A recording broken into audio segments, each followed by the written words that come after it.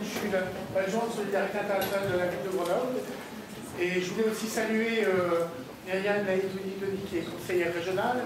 Il y a aussi un collègue, M. Fracoviac, qui est élu aussi à Échirol, qui est tout au fond là-bas. Voilà, et vous saluez aussi tous ceux qui sont impliqués dans ces questions de migration. Donc cette conférence débat qu'on a nommée l'Europe face aux défis des migrations, où en est-on en 2018. Donc cette conférence est organisée, et ça c'est important, par le Centre Europe Direct. Elle est organisée aussi en partenariat avec l'Université populaire, l'Université populaire européenne de Grenoble, l'UPEG, M. Prétend, voilà, et l'association étudiante J'aime en débat. J'aime en débat. D'accord, voilà. Cette conférence sera menée par Barthélémy Barzik, qui est donc doctorant et qui est donc à l'université de Grenoble-Alpes, ainsi que Dorian Guinard, qui est c'est ça, c'est bon. Maître de conférence à l'IOP de Grenoble, donc, et aussi juge assesseur du HCR à la Cour nationale du droit d'asile. Les objectifs de cette rencontre, c'est donc d'approfondir la thématique des questions de migration sur cette thématique. Donc, et surtout, ça fait partie d'un programme un peu plus long, parce qu'on a eu un premier temps avec le film réalisé par Thierry Ménessier, Ligne de partage, très beau film d'ailleurs, qui est passé dans les cinémas, et si vous avez l'occasion d'aller le voir, c'est très important. Donc ça permet de faire le point aussi sur l'évolution ou non de la crise migratoire dans l'Union européenne, et donc de faire le parallèle avec ce qui se passe au niveau local. Voilà. Donc à propos de ce projet Migration en images, plusieurs centres d'information Europe Direct ont décidé de mettre en place un réseau des migrations en images.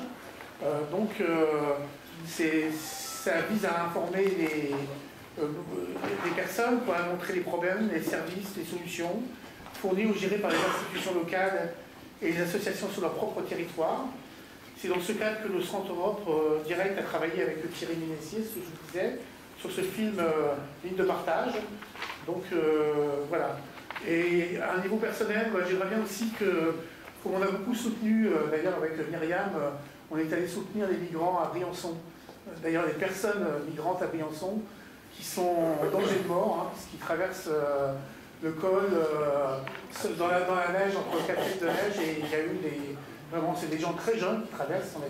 On peut témoigner, puisqu'on les a rencontrés, donc on est allé avec le maire, un sénateur, et Myriam qui est conseillère régionale, et on est allé une deuxième fois animer un débat avec Edwin Glenel sur le soutien un peu à ces jeunes, parce que là-bas, il y a une très forte mobilisation des habitants, qui est vraiment exceptionnelle. Moi, ça fait longtemps que je suis un peu dans la résistance de ces choses-là. J'ai rarement vu une mobilisation pareille. Donc, les habitants ont ouvert leurs portes, les gens ont pris les gens dans leur voiture, donc au risque d'être arrêtés, menacés, du délit de solidarité. Donc voilà, je voulais ajouter un petit peu ça, donc qu'on puisse parler aussi de quand on fait la distinction de migrants économiques ou migrants politiques. Ça serait intéressant d'arriver un peu à ce débat-là aussi. Et quelques chiffres, il y a une personne réfugiée pour 1340 habitants en France, une personne sur 101 en Suède, et une personne sur 141 habitants en Allemagne. Vous voyez qu'on est vraiment loin de déferlement, d'envahissement, enfin toutes les thèses qu'on a en ce moment et tout, qu'on entend partout dans les médias. Donc c'est intéressant qu'on ait ce débat sur l'immigration en Europe et de l'approfondir vraiment pour voir où on en est. Donc voilà. Et puis aussi on a un projet de loi sur les demandeurs d'asile qui est en préparation, qui malheureusement, quand on le lit en profondeur, n'est pas une amélioration des conditions pour l'obtention du droit d'asile. C'est moins qu'on puisse dire. On aura l'occasion certainement de refaire des soirées, des animations autour de ce point. Merci beaucoup.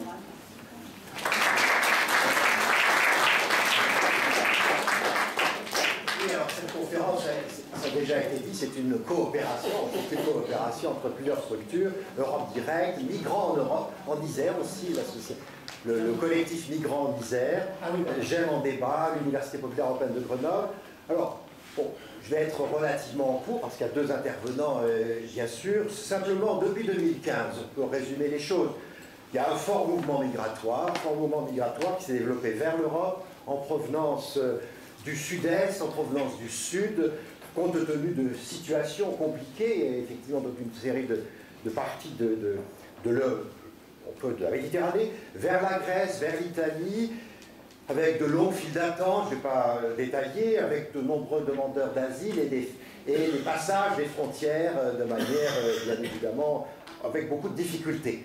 Et on a souvent résumé les choses entre, d'une part, l'Europe qui serait une Europe passoire, qui laisserait rentrer très facilement, trop facilement un certain nombre de personnes, ou l'Europe forteresse, qui, au contraire, referait des murs pour fermer les choses. Face à tout ça, il y a des États qui sont ouverts à ces mouvements migratoires, ouverts aux réfugiés. Il y a des États réticents, et je pense que la France est plutôt dans les États réticents. Et puis il y a des États très opposés à l'arrivée de ces migrants. Je ne vais pas citer les exemples, mais on les a en tête, je pense, Pologne, Hongrie, et bien d'autres exemples aussi. Alors, bien évidemment, ces mouvements ont de nombreuses conséquences. Il ne faut pas les oublier, des conséquences politiques non négligeables, conséquences politiques. Le Brexit fait partie de ces conséquences politiques. Les élections allemandes et les résultats des élections allemandes montrent aussi qu'il y a des conséquences politiques. Les élections autrichiennes ont montré des choses de cette nature face à ce défi. C'est un défi. Parce que, au fond, ce flux, ou ces flux, ce n'est pas une nouveauté pour l'Europe. Lorsqu'on regarde l'histoire de l'Europe, elle a été très régulièrement l'objet, en quelque sorte, de mouvements migratoires très importants, soit au sein même de l'Europe, soit venant de l'extérieur de l'Europe, mais c'est des phénomènes anciens sur un plan historique. Bien sûr, les provenances changent, et puis les nombres changent. Alors, il y a une volonté européenne de traiter cette question au travers d'une politique dite de relocalisation des demandeurs d'asile, avec tout ce que ça entraîne. Ceux qui disent on relocalise éventuellement chez nous, on ne les renvoie pas ailleurs, ou au contraire, on ne relocalise pas du tout, on est tout à fait opposé à cet élément. Alors, il y a eu un film qui nous a présenté, le film d'un collègue d'ailleurs, Thierry Mélissier, qui est un universitaire, Ligne de partage, sur le quotidien des demandeurs d'asile. Et là, aujourd'hui, on fait le point sur, au fond, le traitement, si on peut dire, le traitement des réfugiés, des demandeurs d'asile, voir comment les États réagissent. Est-ce que la France est toujours une terre d'asile? C'est la question forte, parce que historiquement, pendant de très nombreuses années, on évoquait la France comme terre d'asile. Lorsqu'on regarde les statistiques, c'est plus tout à fait cela qui est à l'ordre du jour. Alors, deux intervenants. Alors, on va donner d'abord la parole à Doriane Guinard, qui est maître de conférence à Sciences Po Grenoble, spécialiste du droit d'asile, qui est aussi à la juge assesseur à la Cour nationale du droit d'asile, pour évoquer cette question. Et ensuite, l'autre intervenant viendra compléter les choses, M. Barty, conseiller technique au cabinet du maire de Grenoble et doctorant sur une thèse sur la politique de lutte contre les discriminations, si j'ai bien lu le titre de la thèse et son contenu, le projet de thèse, puisque c'est pas encore une thèse réalisée. À vous. Merci, Monsieur Bordon. Bonsoir à tous. Alors, je vais essayer de vous présenter les choses d'un point de vue d'abord technique, avant de dire quelques remarques d'ordre personnel. Alors, on m'a contingenté à peu près 15-20 minutes. Je vais essayer d'être assez rapide. Je vais, même si c'est technique, faire quand même un gros point sur les statistiques, les chiffres, parce que ça permet de balayer un certain nombre de fantasmes. Et donc, je ne sais pas si vous les avez consultés, ces chiffres, mais je pense que le rappel est salutaire. En sachant que dans la problématique de l'asile et du traitement du flux migratoire, vous m'entendez au fond, c'est bon? Et du traitement du... Non, si m'entendent, je peux faire ça. Et du traitement du flux migratoire, même s'il y a un cadre d'harmonisation voulu par l'Union européenne, il y a de larges marges d'appréciation qui sont laissées aux États membres, et donc à chaque fois qu'on incrimine l'Europe sur la question, c'est en réalité les États membres qu'il faut incriminer. Et quand on voit les différences de traitement qu'il y a entre certains pays du bloc de l'Est et la France ou l'Allemagne, c'est d'avant tout des politiques nationales dont il s'agit, plus que l'Union européenne. Donc, encore une fois, sur cette question, dire que c'est la faute de l'Union européenne, c'est un raccourci qu'il faut éviter. Je ne l'ai pas dit, mais je remercie l'UPEG et j'aime de m'avoir invité. Et je voudrais aujourd'hui aussi faire un point sur l'état du droit français, en sachant que nous vivons un jour particulier parce que les agents administratifs et les rapporteurs de la CNDA, c'est-à-dire la Cour nationale du droit d'asile, sont en grève pour réclamer un certain nombre de moyens, notamment des moyens humains, pour mieux traiter les demandes d'asile. Et c'est également un jour de grève pour les avocats, ou une très grande partie des avocats, notamment les avocats de l'association Elena, qui sont en grève aujourd'hui à la CNDA, pour dénoncer une partie du projet de loi qui sera en délibération le 21 février au Conseil des ministres. Je tiens encore une fois à préciser que je n'interviens pas ici en tant que juge assesseur du HCR, donc toutes paroles que je vais prononcer sont des paroles d'universitaires et pas de personnes désignées par le HCR dans le cadre de fonctions juridictionnelles. Je commence en parlant de chiffres. Alors, je dois me référer à un certain nombre de chiffres pour ne pas dire de bêtises.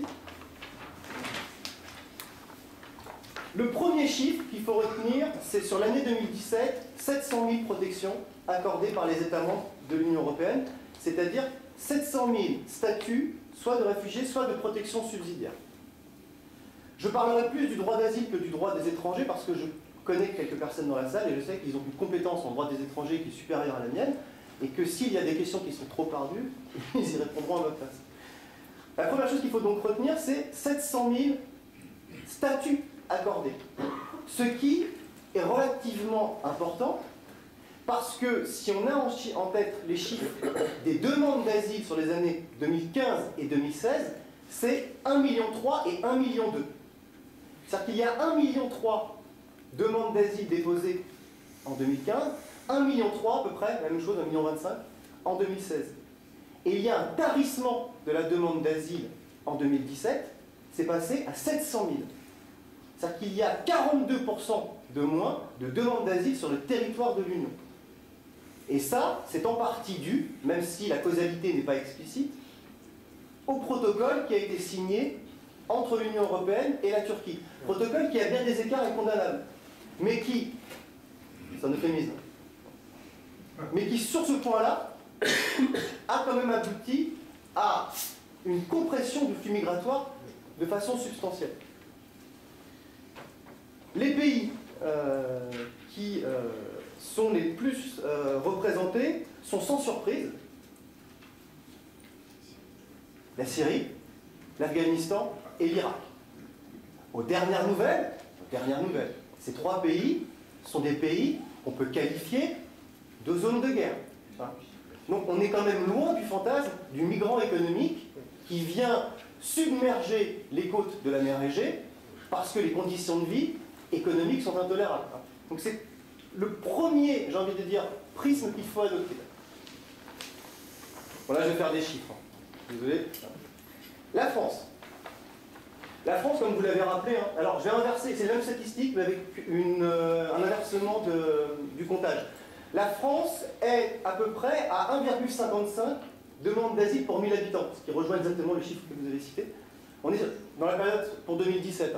1,55 pour 1000 habitants. À titre de comparaison, le chiffre que vous avez donné pour l'Allemagne tout à l'heure correspond à 9 demandes d'asile pour 1000 habitants, donc c'est 6 fois plus. Et le Luxembourg, 42. 42 pour 1000. Le cas particulier de l'Autriche, c'est que l'Autriche a une pression migratoire qui est moins importante aujourd'hui, et pendant 10 ans, ils ont absorbé, même si le terme n'est pas très joli, 90 000 migrants par an, ce qui fait que sur 10 ans, il y a 10% de la population autrichienne globale qui a une origine étrangère, si on se place 10 ans auparavant. Donc l'Autriche est un cas particulier dans l'Union européenne. Mais les chiffres que nous avons sont les mêmes, avec un rapport inversé. La France, alors je ne sais pas si la France est toujours une terre d'asile, en tout cas la France accueille toujours des demandes d'asile, et en nombre. Si on fait un comparatif rapide, la France sur l'année 2016, c'est 76 000 demandes déposées devant l'OFPRA. Tout le monde sait ce qu'est l'OFPRA, j'imagine, du public. Bon, je vais quand même, pour par acquis de conscience. L'OFPRA, c'est l'Office français de protection des réfugiés et des apatrides, et c'est la troisième étape administrative du parcours du migrant qu'on abordera tout à l'heure.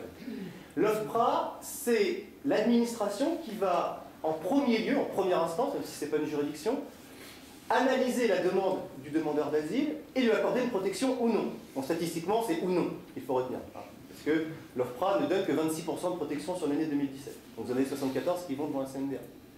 Mais c'est la première phase, la première étape de la reconnaissance d'un statut.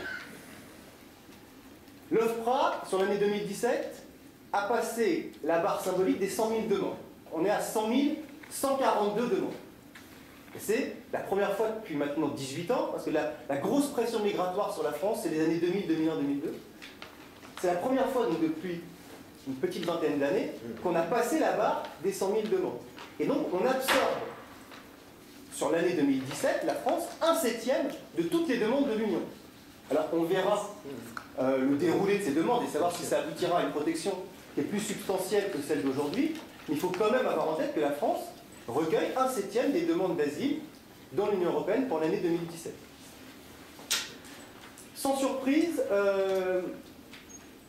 si d'ailleurs, c'est une surprise, cette année, le premier pays qui est demandeur d'asile à l'OFPRA, c'est l'Albanie.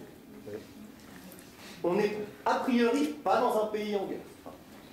L'Albanie, de mémoire, mais la mémoire que je détourne, c'est à peu près 7000 demandes sur l'année 2017 devant l'OFPRA, et suivi par, alors je l'ai noté, par l'Afghanistan, par Haïti, qui connaît une situation économique et politique catastrophique. Donc la question, alors de la zone en guerre ne se pose pas, mais la question du chaos se pose réellement. Et pour faire plusieurs audiences, notamment en visioconférence de ressortissants et requérants haïtiens, la politique haïtienne n'est pas très sécuritaire. Les Soudanais sont en 4e place, suivis des Guinéens, des Syriens en 6e, des Ivoiriens, des Congolais et des Algériens. C'est aujourd'hui le spectre des demandes d'asile par pays. La CNDA, c'est la Cour nationale du droit d'asile qui intervient en appel du refus de protection de l'OFPRA. C'est la deuxième phase contentieuse de la procédure d'asile en France. La CNDA a traité 55 000 demandes pour l'année 2017. Donc on est sur 100 000 demandes traitées en première instance par l'OFPRA et 55 000 demandes traitées par la CNDA. C'est, et de très très loin, la première juridiction française. Alors je ne sais toujours pas si la France est une terre d'asile, mais la France a la première juridiction française qui traite de l'asile, plus que n'importe quel autre tribunal ou cour judiciaire. Donc il y a un certain nombre de moyens qui sont mis. Ces moyens sont insuffisants et c'est pour ça qu'il y a un mouvement de grève aujourd'hui. À ce propos, mais c'est un aparté, je vous encourage à lire la tribune qu'ont publiée des avocats dans Libération hier et sur Internet et Libération d'aujourd'hui pour vous donner on va dire, un état des lieux relativement objectif, relativement objectif de la situation. Pourquoi je parle de la France? Parce que la France a sa procédure d'asile qui est réglée par une partie du CESEDA, le code d'entrée, du séjour et du droit d'asile, et une partie du droit des étrangers qui se trouve dans le code de justice administrative. Donc déjà c'est compliqué parce qu'il y a deux codes qui régissent des situations parfois identiques. Ces codes sont, pour l'immense majorité des parties réglementaires et législatives, des transpositions des directives. Donc les marges de manœuvre existent, mais sont relativement faibles. Et ce qu'il faut comprendre, c'est que l'Union européenne a donné un cadre global aux procédures d'asile dans un but voulu et réel d'harmonisation du droit de l'asile dans l'Union. Et ce cadre juridique est un cadre qui se veut protecteur des situations des demandeurs d'asile. C'est technique, ça peut être passablement soporifique, j'ai essayé de le rendre vivant, j'ai peur de ne pas y arriver. Mais ce qu'il faut savoir, c'est qu'il y a des textes fondamentaux, et ces textes fondamentaux, c'est 3 directives et 2 règlements. Alors, je ne sais pas si vous maîtrisez tous les subtilités entre les directives européennes et les règlements. Ce qu'il faut savoir, c'est que les règlements du Parlement et du Conseil, des ministres européens, sont d'effet direct, directement applicables, c'est l'article 288 TFUE qui dit ça. Les directives nécessitent une transposition dans le droit interne. Et c'est là où la marge de manœuvre des États membres joue, et joue à plein quand on voit le cadre juridique français et, au hasard, parce que vous l'avez pris, professeur Nord, le cadre juridique hongrois, qui a été condamné par la CEDH en mars de l'année 2017. Et j'y reviendrai tout à l'heure. C'est... Je sais combien là? Je vais pas aborder le Je vais gratter un peu, vous anticipez nos questions. Ouais. Je vais aller rapidement. Premier texte important, c'est la directive qu'on va appeler la directive procédure. C'est une directive dite 2013-32. Elle clarifie les modalités de présentation d'une demande d'asile dans l'ensemble des États membres. Alors, elle fait beaucoup d'autres choses. Elle distingue entre ce qu'on appelle les procédures normales, les procédures dites accélérées, qui posent un autre problème, et les procédures dites de reconduite à la frontière. Je ne développe pas, pour ceux que ça intéresse, je renvoie à l'article R723-16 du CESEDA. Oui, il faut y aller. Sûrement, il faut tous y aller. Dès ce soir, Et il y en a notamment des gens de l'ADA qui y sont déjà allés. La deuxième directive est une directive 2013-33 qui porte sur les conditions d'accueil des demandeurs d'asile et qui concerne surtout la rétention des étrangers. La rétention des étrangers qui est au cœur d'une actualité juridico-médiatique de premier plan pour des raisons que je vais essayer de développer très rapidement tout à l'heure. Et si j'y arrive pas, je pense que certaines questions m'y feront revenir. Donc ça, je coupe. La troisième directive est une directive dite qualification qui date de 2011 et qui précise les motifs d'obtention d'une protection internationale et qui vise à sécuriser le cadre juridique issu de la Convention de Genève. Convention de Genève qui est le fondement conventionnel d'une protection internationale auquel, je le rappelle, mais certains États membres ont dû l'oublier ces derniers temps, tous les États ont ratifié. Le quatrième texte d'importance, c'est ce qu'on appelle le règlement de Dublin. Alors là, tout le monde en a entendu parler parce qu'il y a eu des mesures successives de modifications, et le texte actuel, c'est Dublin 3, qui doit être modifié normalement depuis mi-2016, parce qu'on s'est aperçu qu'il y avait un certain nombre de dysfonctionnements, et donc c'est au point mort. Donc là, on est toujours sur Dublin 3, et Dublin 3 qui notamment aboutit à ce qu'on appelle les fameux Dublinés. Alors je ne sais pas si tout le monde connaît ce terme, mais les Dublinés, c'est les gens qui arrivent dans un pays et qui se voient notifier un transfert vers le pays d'origine de l'Union européenne dans lequel ils étaient arrivés, et qui normalement doit traiter la demande d'asile. Alors s'il y a des demandes de précision complémentaire, je le ferai. Il y a des personnes dans la salle qui connaissent parfaitement ce cadre juridique et qui pourront éventuellement compléter mes imprécisions. On a beaucoup parlé de Dublin 3 depuis septembre 2017 en France, parce que la Cour de cassation avait déclaré illégale la loi française au regard de ce règlement, notamment sur ce qu'on appelle, je ne sais pas si vous avez entendu ça, le fameux risque de fuite d'un demandeur d'asile. Et donc, on se trouve aujourd'hui dans une situation particulière, et surtout pour les juristes, où vous avez des gens qui sont placés en centre de rétention administrative sans fondement légal. Ce qui, à l'heure de la sacralisation de l'état de droit, peut poser aussi un certain nombre de questions. Dernier texte qui est important en la matière, c'est le règlement Eurodac. Alors là, c'est très facile à comprendre. Le règlement Eurodac vise à une constitution de bases de données, notamment des empreintes.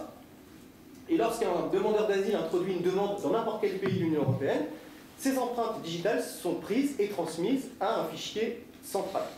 Il est opérationnel de mémoire depuis 2003. La présentation du cadre juridique que je viens de faire, elle est extrêmement synthétique, elle est évidemment incomplète, mais les contraintes temporelles étant ce qu'elles sont, je suis obligé de faire ça. Évidemment, j'ai beaucoup de choses à vous dire, d'autres, notamment sur l'accord entre le protocole et sur le projet de loi de l'Union européenne, de la France sur cette question. Je finirai, là on est plus dans les temps. C'est bon là, c'est bon. Je finirai quand même par mettre en lumière la politique de l'Union européenne sur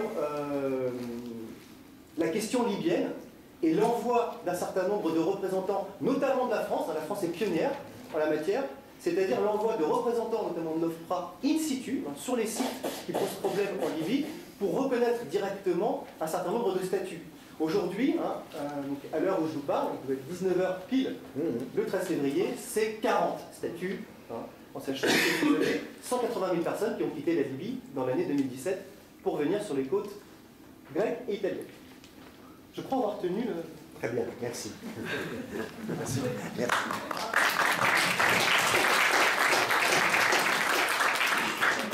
Et s'il y a des questions, on pourra suivre, bien évidemment. À vous. Bon. Bonsoir à toutes et à tous. Je vais profiter du micro parce que je suis un peu malade. Donc tout d'abord, merci pour cette invitation à tous les organisateurs et les organisatrices. Ça m'a fait un grand plaisir de participer, d'intervenir l'UPEC, parce que j'ai grandi d'une certaine manière avec l'UPEC. Ça fait une dizaine d'années qu'on est enrichi par les débats qu'on a organisés. Et aussi, c'est une dizaine d'années que j'habite en France, après avoir vécu 25 ans en Pologne. Je ne veux pas intervenir, je vais intervenir aujourd'hui avec plutôt un regard universitaire, sociologique, sur les questions d'immigration, avec un zoom sur la situation de pays de l'Est, de l'Europe, et surtout avec un zoom sur la Pologne, parce que cela fait plusieurs années que je travaille sur la question de discrimination et en tant qu'expérience sur les discriminations aussi avec un regard particulier sur le parcours biographique et institutionnel des personnes discriminées, à la fois en France et en Pologne. Et à l'occasion de ces recherches, j'ai eu l'occasion de croiser pas mal de gens justement qui étaient touchés par les discriminations, surtout en Pologne, par rapport à leur statut d'étrangers, d'immigrés, etc. Avec une particularité en Pologne, parmi les migrants, les gens qui viennent en Pologne, il y en a une partie de rapatriés, des personnes qui ont dû quitter la Pologne pour des raisons des guerres, etc., qui se retrouvent aujourd'hui par exemple au Kazakhstan, et qui reviennent en Pologne avec un statut particulier et qui ont beaucoup de mal à s'intégrer, ou plutôt c'est la société polonaise qui a beaucoup mal à les intégrer à nouveau.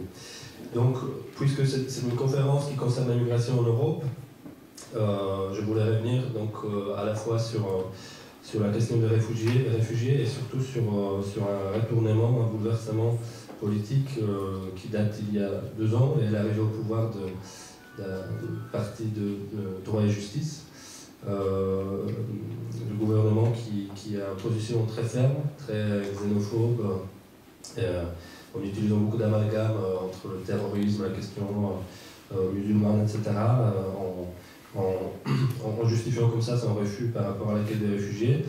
Et pourquoi je voulais en parler? Parce que l'histoire polonaise, presque depuis une dizaine de générations, depuis 250 ans, est marquée par des flux migratoires, par les histoires des réfugiés, par l'histoire de l'immigration, à la fois par la tradition de l'accueil, mais aussi surtout par le fait que c'est les Polonais qui ont pu être accueillis, trouver un refuge, la protection ailleurs.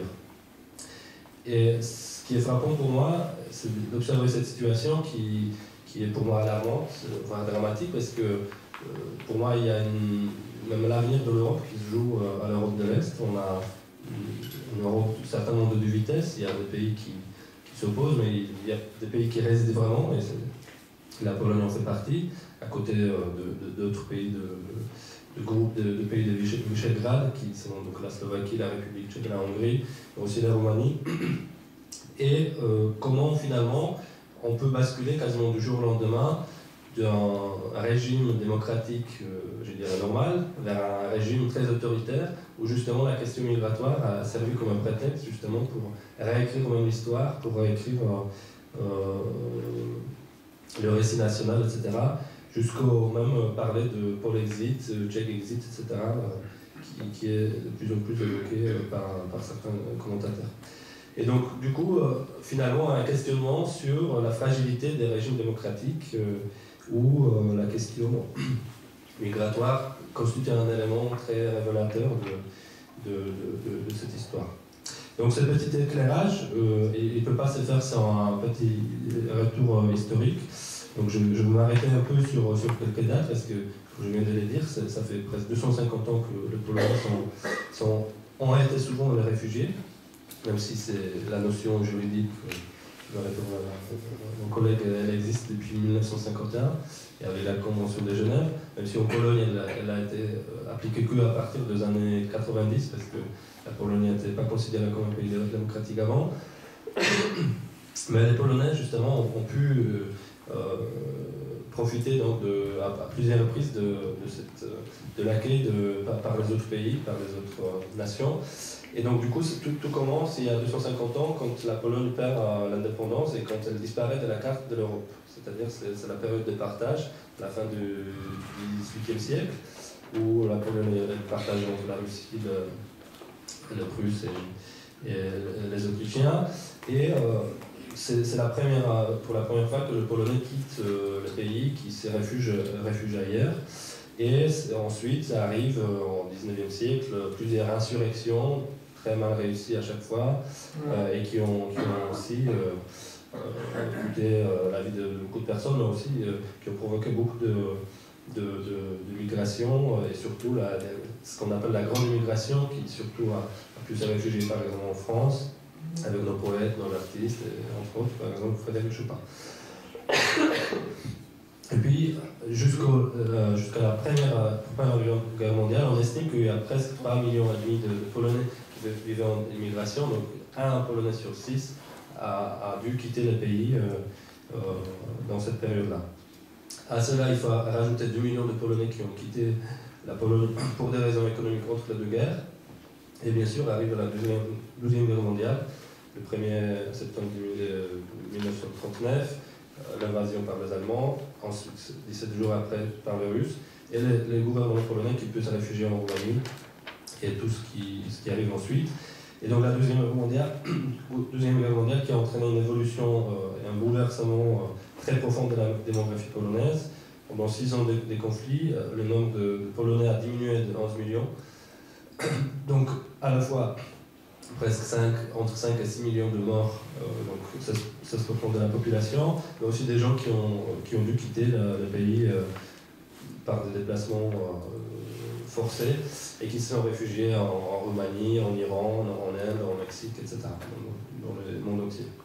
Et donc les années après la guerre, donc le 8 mai 1945, on estime qu'il y avait à peu près 5 millions de Polonais à l'étranger et la moitié qui a décidé de revenir à nouveau. Et il arrive ensuite la période du communisme avec une vague d'immigration pour des raisons politiques et aussi juifs, parce qu'en Pologne il n'y en avait pas beaucoup de juifs, à peu près 25 000 après la guerre, mais en mars 1968 il y a un événement très honteux de l'histoire polonaise où une fraction de la partie communiste utilise la propagande antisémite pour virer, on peut dire ça, de la Pologne une grande partie des intellectuels d'origine juive. Ils utilisent la question d'origine juive comme un élément de la bataille politique. Donc c'est plus que la moitié des juifs ont quitté la Pologne avec un statut de réfugié dans les autres pays. Et puis l'époque des Solidarność, c'est l'époque où il y a à peu près 300 000 Polonais qui quittent la Pologne. Et puis il arrive au XXIe siècle, l'adhésion à l'Union européenne, et on estime aujourd'hui qu'il y a presque 2 millions de Polonais dans le pays de l'Union européenne, et la diaspora polonaise compte à peu près 20 millions de Polonais qui sont dispersés dans le monde entier. Donc on a cette réalité qui a construit aussi le mythe national. Dans l'hymne polonais, on a une référence à la présence de l'armée polonaise en Italie. Il y a même la référence à Napoléon et l'armée polonaise qui l'accompagnait. Et aussi, on a aussi une longue tradition de l'accueil, c'est-à-dire la tradition qui remonte au XIVe, au XVe siècle, où il y a les Tatars qui arrivent en Pologne, qui cohabitent pendant des siècles avec les chrétiens. Il y a aussi une longue tradition de l'accueil de juifs, il y a une longue tradition de l'accueil de réfugiés qui fuyaient le régime par exemple bolchevique. Et même si la Pologne n'a pas ratifié en 1951 la Convention de Genève, on a eu dans cette période, après la Deuxième Guerre mondiale jusqu'au 1989, à peu près entre 20 et 30 000 des réfugiés, mais qui étaient une quota, je dirais, de nos partenaires communistes qu'on a accueillis à cette période-là.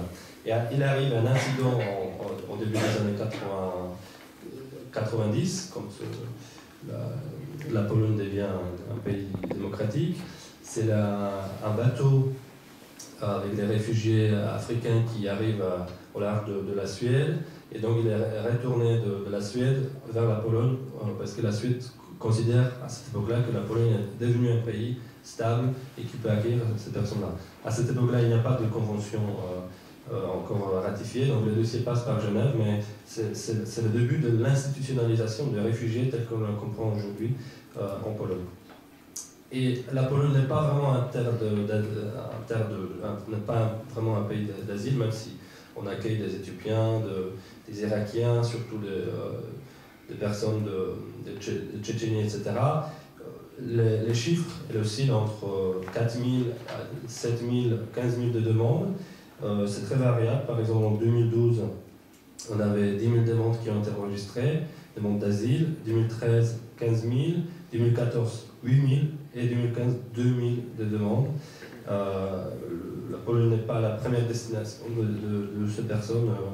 Et donc, c'est surtout les conflits à l'Ukraine, en Russie, qui ont provoqué les flux migratoires ces derniers temps. Et il faut se dire aussi que sur ces chiffres, on parle de demandes d'asile, mais sur le statut qui est attribué, ce sont vraiment des chiffres dérisoires, entre 200, 300, 400 personnes par an, à la fois parce que entre les dépôts de dossiers de demande d'asile et le moment où on attribue le statut, 80%, 85% de personnes quittent la Pologne, mais c'est aussi le fait que ensuite le parcours d'un réfugié en Pologne, c'est pas un parcours très, très joyeux. Et donc du coup, il y a un grand écart entre la théorie et donc, les lois qui existent quand même, parce qu'en adhérant à l'Union européenne, on a dû adopter certains normes qui correspondent aux standards européens, mais c'est un parcours qui est très, très compliqué parce que on a bien sûr deux solutions d'hébergement, soit dans des centres, mais qui ne sont pas surdéveloppés en Pologne, ou sollicitation d'une allocation. Puis on a ensuite cette période d'attente d'un statut, et puis il y a toute une histoire d'intégration, des instruments d'intégration avec la société polonaise qui n'est pas très, très bien développée, comme d'ailleurs tous les systèmes et toutes les politiques sociales qui, depuis 1989, n'étaient pas prioritaires comme des politiques publiques en Pologne. Et donc du coup, pourquoi je parlais de tous ces chiffres, toutes ces dates historiques? Parce que c'est un sorte de paradoxe, une contradiction historique, qu'un pays qui a bâti sa mythologie nationale sur l'accueil, sur aussi l'exil, refuse aujourd'hui catégoriquement l'accueil des réfugiés. Donc tout ce qui arrive avec ce qu'on appelle la crise migratoire en 2015 et la proposition des relocalisations de migrants, surtout les Syriens, qui étaient en 2015 accueillis plutôt d'une manière pas très enthousiaste, mais on a décidé que la Pologne va accueillir 7000 personnes. Mais en novembre 2015 arrive le nouveau gouvernement, le gouvernement droit et justice, qui dit niet, catégoriquement on ne va pas accueillir personne, et qui les justifie aussi avec d'autres pays de groupe de Visegrad, comme ingérence dans la souveraineté, etc. Donc il y avait la République tchèque, la Slovaquie, la Hongrie, mais aussi la Bulgarie, Macédoine, et qui ont adopté des déclarations communes. En plus, le gouvernement et le Parlement polonais ont ajouté des couches avec des délibérations qui ont été votées par le Parlement. Et donc, on s'est retrouvé dans une situation d'un conflit ouvert, d'une certaine manière, mais surtout sur le plan symbolique, d'une incompréhension totale de ces décisions, etc. Et c'est sur ce terreau, on peut dire, anti-migratoire, des amalgames sur le terrorisme, qu'aujourd'hui, le nouveau gouvernement essaye de réécrire l'histoire, qui pousse la Pologne vers une dérive très autoritaire, avec d'autres lois qui ont été votées récemment, par exemple, sur les questions qui ont beaucoup remué sur la justice, mais aussi la loi sur la mémoire, qui essaie de protéger les récits polonais par rapport aux camps, les concentrations, etc. Donc voilà, un petit zoom sur cette situation. Je pense que je pourrais expliquer un peu plus, je ne sais pas, je vais mieux répondre. Bon, merci. Bon.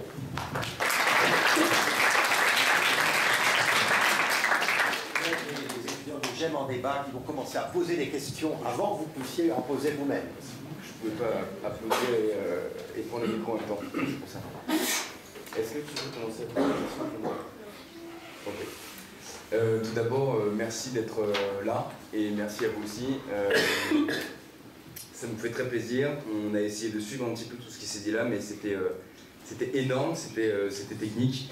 Et du coup, je suis peut-être un peu bête, mais je vais proposer de revenir sur certains points, puisqu'il y a des éléments que je n'ai pas bien compris.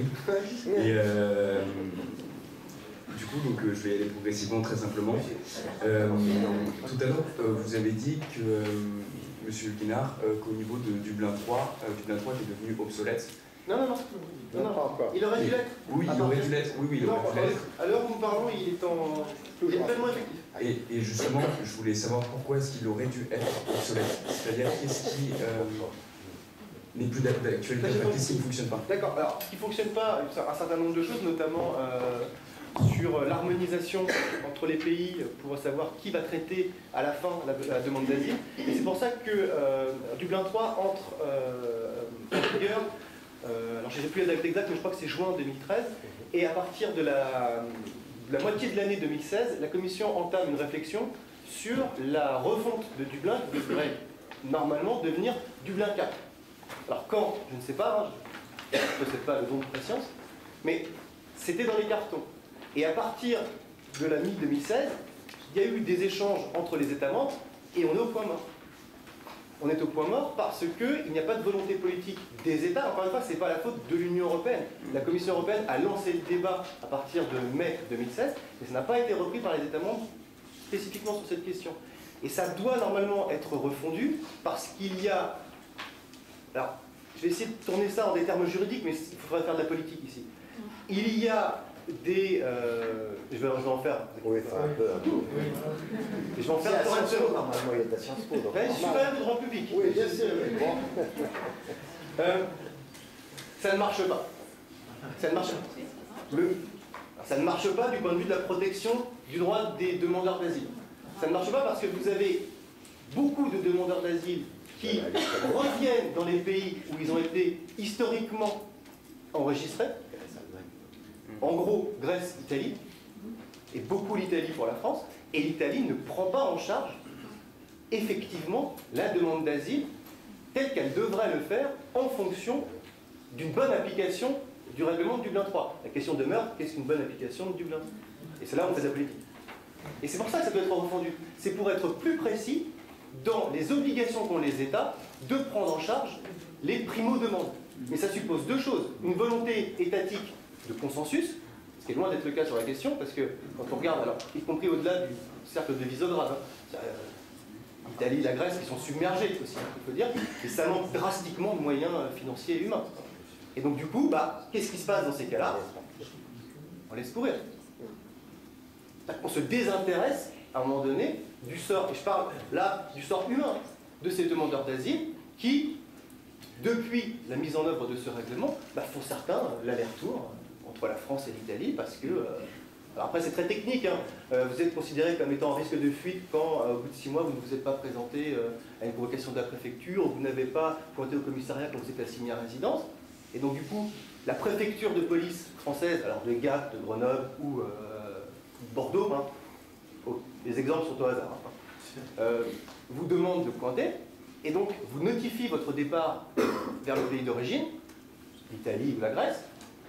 La personne va dans ce pays, les pays d'origine ne prennent pas en compte sa demande d'asile, et cette personne revient, et la procédure recommence. Aujourd'hui, c'est l'état actuel, alors je ne peux pas le quantifier, parce que personne ne peut le quantifier, mais c'est l'état actuel de bon nombre de demandeurs d'asile. Et évidemment, ça ne convient à personne, ça. Donc il faut une refonte. D'accord. Après, d'abord, les jeunes qui ne comprennent pas, ils ont dit qu'ils ne comprenaient pas. C'est ça. Et en donne une autre question, mais quelle serait une bonne application de Dublin 3 du coup? Selon Donald Guinard, Oui. je peux parler comme mon nom. Bien sûr. Une bonne application de Dublin 3 serait des moyens, mais drastiquement supérieurs, humains et financiers, sur... Alors, je ne parle pas des hotspots, je parle des pays d'accueil. Il faudrait mettre le paquet en termes d'administration pour prendre en compte de façon juridiquement sérieuse et humainement acceptable toutes ces demandes. Alors, c'est tout, c'est la seule façon de le faire. Mais une partie des fonds ne sont pas débloqués pour cette question. En ce qui concerne, justement, il y a un projet donc, de création d'une agence du droit d'asile, donc une agence européenne, date de juin 2017, qui est issue d'une décision d'un accord entre le Conseil de l'Union européenne et les parlements des États membres. Est-ce que la création d'une telle agence pourra apporter des moyens suffisants et en fait des fonds qui viendraient directement de l'Union européenne et qui n'obligeraient pas des pays qui, de par leur situation géographique, typiquement la Grèce avec 3000 îles qui de facto se retrouve avec beaucoup plus d'arrivants sur son territoire et ne peut pas les gérer. Est-ce que la création d'une telle agence, bon, si tant est que politiquement vous avez possible... Vous avez apporté la réponse? Non. Oui. Est-ce que ce serait une solution donc, à l'application de Dublin 3? C'est compliqué de donner une réponse à cette question. Ça dépend, encore une fois, des moyens dont dispose cette agence et la façon dont, in situ, se traite la demande d'asile. C'est-à-dire que si on arrive à déployer du personnel qualifié, juridiquement parlant, et du personnel en nombre pour traiter les gens avec des délais, on va dire, plutôt raisonnables, y compris mettre dans des situations favorables les demandeurs d'asile, psychologiques, physiques, tout ce que vous voulez, c'est d'énormes moyens financiers, ça, quand même. L'échelon européen me paraît pertinent. Il faudrait que les États membres y consentent. Il faudrait que les États membres consentent à ce que l'Agence européenne de traitement de l'asile utilise des prérogatives nationales. Pas simple. C'est pas simple, surtout quand on regarde vers l'Est. Je ne parle pas du cas de la France. Et je ne regarde pas non plus la Pologne. C'est principalement la Hongrie, la République tchèque et une partie de la Bulgarie qui va poser problème sur cette dépossession. Parce qu'il va falloir dire à ces pays, si c'est européanisé, si l'échelon, dans le principe de subsidiarité, c'est que si l'Union européenne est considérée comme étant plus efficace, il va falloir dire à ces pays, maintenant, ces prérogatives ne relèvent plus de votre compétence. C'est pas simple. Effectivement. J'aimerais revenir aussi sur... donc on a parlé du groupe de Visegrad. Désolée, ma prononciation n'est pas aussi bonne que celle de M. Barsic. Donc en 2015, quand certains pays de ce groupe ont fermé leurs frontières, donc en violation des accords Schengen, bon, qui ne sont bien sûr pas, qui ne font pas partie de politique migratoire de l'Union européenne à part entière, mais bien sûr une politique migratoire de plusieurs États européens. Donc cela a été fait dans des conditions donc on a vraiment qualifié d'inhumaines envers les personnes qui essayaient de passer, avec l'utilisation d'armes qui pour certains étaient non létales, voilà, vraiment des atteintes à leur intégrité physique. Encourent-ils des sanctions, enfin, ou plutôt ont-ils encouru des sanctions pour violation en fait, de la Convention européenne des droits de l'homme? Oui, il y a deux arrêts en 2017 qui ont condamné la Hongrie en mars 2017 et la Bulgarie en décembre 2017. La Hongrie a été condamnée pour non-présentation d'avocat du demandeur d'asile, pas possibilité d'avoir un avocat, quand même. Ils ont été condamnés par la Cour européenne des droits de l'homme pour avoir aussi considéré que la Serbie devait être considérée comme un pays sûr. C'est-à-dire que jusqu'en 2016, la Hongrie avait toujours considéré que la Serbie n'était pas un pays sûr, et puis du jour au lendemain, ils ont fait volte-face, et la pays a été considérée comme étant un pays sûr. Donc, au passage aussi, il faut savoir que la Hongrie a quand même fait passer une loi qui met systématiquement, donc l'adverbe est important, tous les demandeurs d'asile en rétention. Rétention qui en Hongrie s'apparente plus à une détention. C'est pour les subtilités du droit administratif. Et c'est important. Oui, bien sûr. La Bulgarie était condamnée en décembre 2017, alors eux c'est... Là, je ne sais pas s'il y a une gradation à faire, mais ils étaient condamnés en décembre 2017 pour placement contraire à l'article 3 de la CEDH, donc traitement inhumain et dégradant, parce qu'ils ont quand même martyrisé une famille avec des enfants dans des cellules, alors que eux aussi, c'est une famille irakienne de mémoire je crois, alors que eux aussi s'apprêtaient à repartir en Serbie, et donc ces deux pays ont été condamnés par la Cour européenne des droits de l'homme. Donc en 2017, donc Cour européenne des droits de l'homme, c'est pas l'Union européenne, c'est pas le même organe juridictionnel. Si on reste dans l'Europe, vous savez, les pratiques de certains pays membres sont parfois à la limite de la science-fiction. Il faut se souvenir que la République tchèque en 2008 et 2009 avait fait passer des tests phallocratiques pour savoir si les demandeurs d'asile étaient réellement homosexuels masculins. Donc on leur passe, c'est authentique.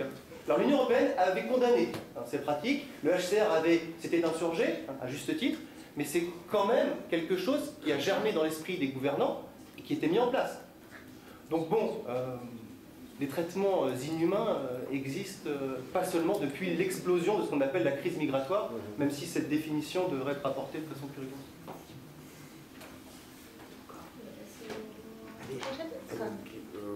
Ouais, j'avais juste une dernière question quand même vis-à-vis des zones de conflit, parce que vous avez tout à l'heure parlé d'Haïti comme un foyer d'émigration important vers la France. Et justement, on entend souvent dans les discours du Front National que certains migrants qui sont trouvés ne sont pas des Syriens ou des gens qui viennent d'Afghanistan, mais des Érythréens. Et moi, je ne maîtrisais pas bien l'Érythrée à ce moment-là, je ne maîtrise toujours pas bien, mais j'ai fait quelques recherches. Et je me suis rendu compte que, visiblement, Marine Le Pen en parlait comme si ce n'était pas une zone de guerre, sauf que, finalement, c'est service militaire obligatoire à partir de 18 ans, un État très faible vis-à-vis à l'Éthiopie et qui est en guerre en permanence depuis 30 ans pour des conflits frontaliers. Si vous voulez, c'est contre-productif lorsqu'on adopte un discours du Front National de dire cette personne est érythréenne, c'est-à-dire qu'elle a plus de chances d'obtenir la protection que...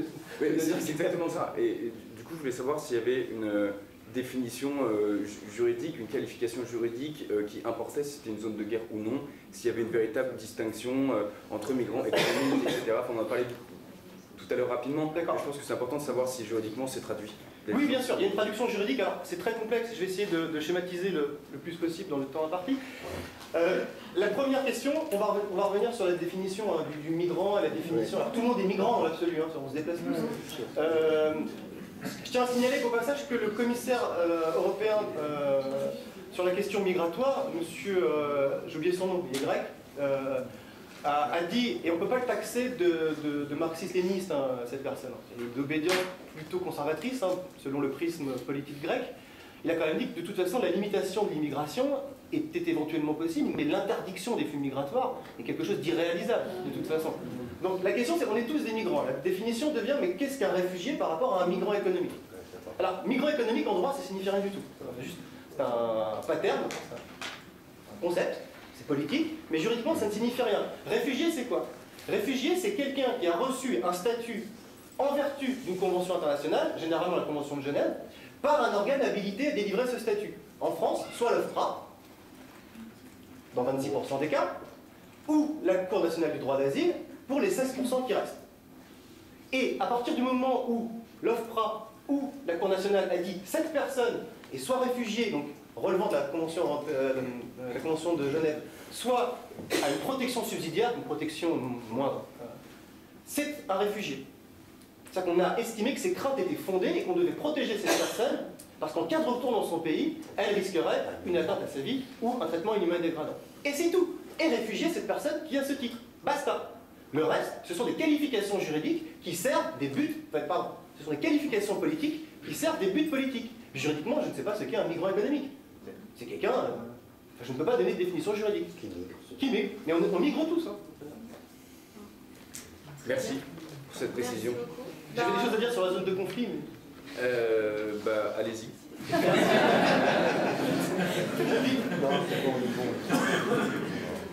Juste très rapidement, sur la zone de conflit, encore une fois, c'est considéré comme une zone de conflit, telle zone par la juridiction ou l'OFPRA.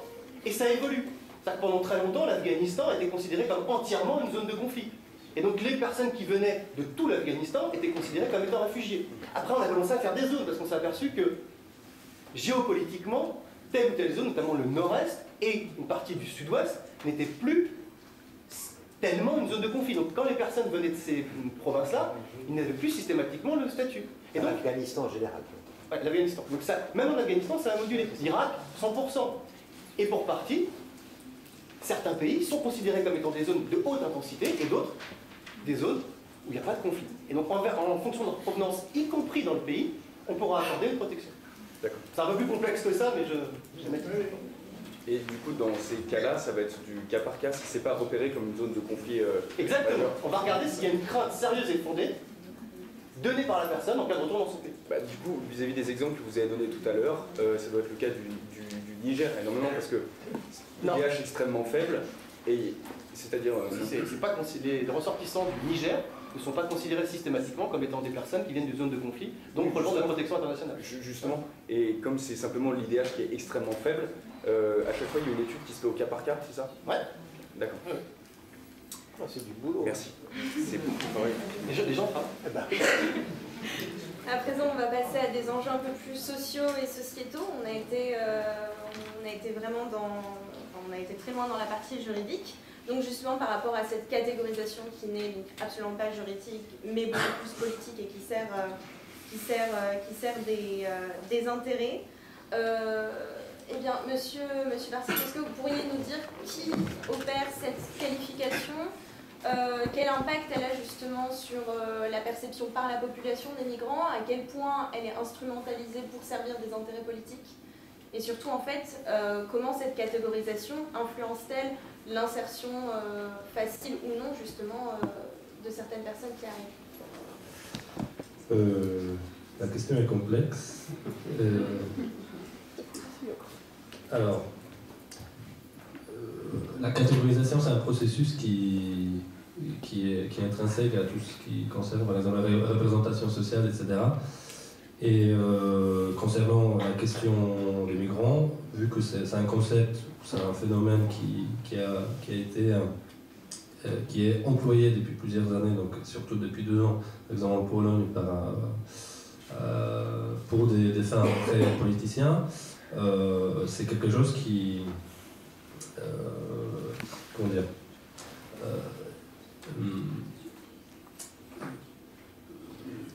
pour moi, il n'y a pas vraiment une définition, c'est-à-dire c'est d'utiliser tout simplement, instrumentaliser une catégorie qui est parfois imaginaire pour arriver à un but, etc. Donc typiquement, la question des migrants, elle était tournée dans les débats publics et on a fait beaucoup d'amalgames, surtout après les attentats à Paris ou à Bruxelles, avec les questions de terroristes. Encore une fois, c'est quelque chose qui naît dans un vide, parce que la Pologne, c'est un pays qui reste par exemple très homogène, qui compte dans tous les recensements 0,2 voire 1% maximum de personnes d'origine étrangère, qui est très homogène aussi sur le plan religieux. C'est l'Église catholique qui est très monopoliste en Pologne, avec 16% de personnes qui se disent catholiques. Et donc du coup, c'est sur ces terrains-là qu'on essaye de manipuler, de créer des catégories qui sont quasiment imaginaires. Et c'est très similaire par rapport à, par exemple, à ce qui se passait avec l'antisémitisme en Pologne. C'est l'antisémitisme qu'on nomme souvent l'antisémitisme sans juif, parce qu'en Pologne il n'y a pas de juifs. Le mot juif, par exemple, pendant très longtemps servait comme une insulte, même phonétiquement, souvent on le prononce jude. C'était quelque chose qui était très très fort et pendant des années constituait une sorte de trame qui ensuite, le mot juif était remplacé sociologiquement par un mot PD et par d'autres types de ces catégories qui sont des catégories, je dirais, imaginaires. C'est-à-dire, actuellement, on a un mot qui est pas très en vogue, mais qui est très surexploité, qui est un mot arabe. En Pologne, il n'y en a quasiment pas du tout de population musulmane. C'est une dizaine de milliers de personnes. Donc du coup, c'est des catégories qui sont fondées sur des mythes, sur des choses qui sont souvent tout à fait imaginaires et qui sont détournées à des fins politiques. Voilà. Je ne sais pas si j'ai bien compris la question et si ça vous éclaire. Merci.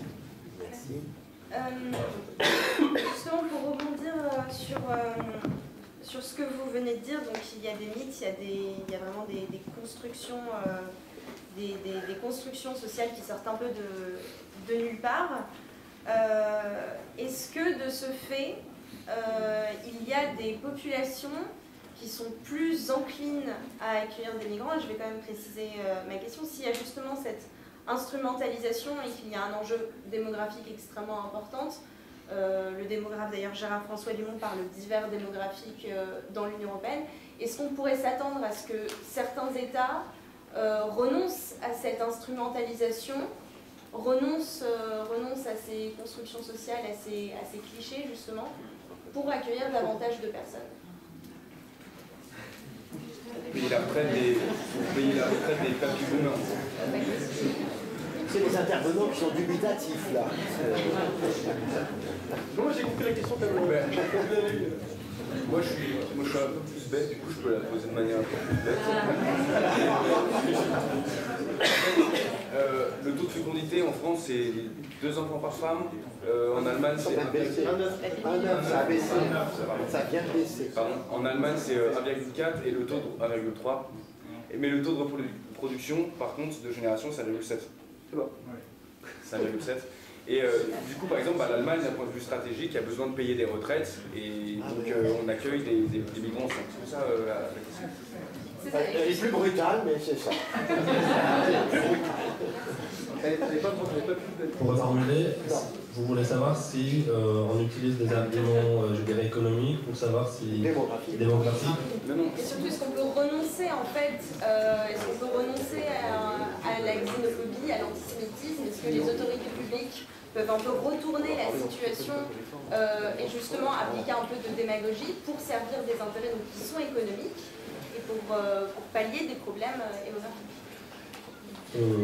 Comment dire? Si je vais prendre l'exemple polonais, ces questions ne se discutent même pas. C'est-à-dire, il n'y a pas des arguments, je dirais, économiques, démographiques pour dire, même si c'est évident, parce qu'il y avait une centaine d'études qui ont montré que, comme dans toute l'Europe, le vieillissement en Pologne fait qu'on aura besoin de gens qui devraient venir de l'extérieur, etc. Mais ces arguments dans le débat public ne se posent même pas, parce que ces débats publics sont très souvent construits sur des stéréotypes, sur des préjugés, où les arguments, je dirais, rationnels ne fonctionnent pas. Et par rapport à la France, par exemple, la question de l'envahissement, parce que c'est le mot qui était souvent utilisé en Pologne, par des réfugiés, par des migrants, ne voulaient même pas venir en Pologne, est une question, je dis, imaginaire, parce que la protection sociale en Pologne et les allocations n'existent même pas. Pendant très longtemps, c'est la famille, c'est le voisinage qui faisait la sorte d'amortissement social. Et donc du coup, c'est l'entraide, etc. Donc le système social tel qu'en France, avec tout le système de Z, etc., n'existait pas. Donc, par exemple, ces arguments qui sont aussi utilisés, qu'on va venir en Pologne pour profiter du social, ne sont pas véhiculés. Donc voilà. Alors maintenant, c'est à vous de poser des questions. Merci aux étudiants de GEM. D'abord, il y en a une là et puis une autre là. Oui, c'était une... Tu veux un... Non, je sais pas si...